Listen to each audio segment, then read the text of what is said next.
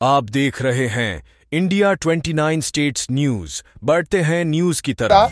सूचनలు తీసుకునే సోయి నీకు లేదు, ఆ విజ్ఞత నీకు లేదు। ముఖ్యమంత్రిగా నువ్వు బిహేవ్ చేయడం లేదు। ఒక గల్లీ నాయకుడిలాగా, ఒక ముఠా నాయకుడిలాగా, ఒక ఫ్రాక్షనిస్ట్ లాగా, ఒక కక్షతో పగతో ప్రతిపక్షాల మీద నువ్వు వ్యవహరిస్తా ఉన్నావు। కాంగ్రెస్ ఏమైంది? చట్టం కాంగ్రెస్ పార్టీ చుట్టమైపోయింది రాష్ట్రంలో। చట్టాన్ని విచ్చలవిడిగా నీ యొక్క దాని కోసం వాడుకుంటున్నావు। ఇయాల మమ్మల్ని పోలీస్ స్టేషన్ తెచ్చినావు। ఇక్కడ బాధ కానిస్టేబుల్ కానీ ఇక్కడ అందరూ బాధపడుతున్నారు। ఏమంటున్నారు హోంగార్డులు? నేను అధికారంలో వస్తే 3 నెలల్లో హోంగార్డులను పర్మనెంట్ చేస్తా, రెగ్యులరైజ్ చేస్తా అన్నావు। సార్ हमारे तरफ पलट के भी नहीं देख रहा रेवंत रेड्डी। जब तो बोला 3 महीने में रेगुलराइज करते बोल के बोला, लेकिन हमारे तरफ पलट के भी नहीं देख रहा रेवंत रेड्डी అని హోంగార్డులు వాపోతా ఉన్నారు। మా కానిస్టేబుల్లకు రావాల్సిన 4 సరెండర్ లీవ్ పైసలు పెండింగ్ లో ఉన్నాయి।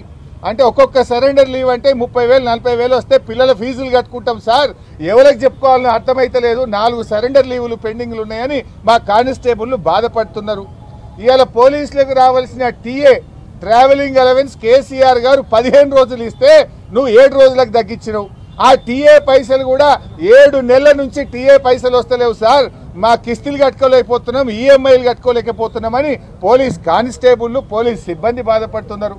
కేసీఆర్ గారు ఉండగా పోలీస్ స్టేషన్కు 75,000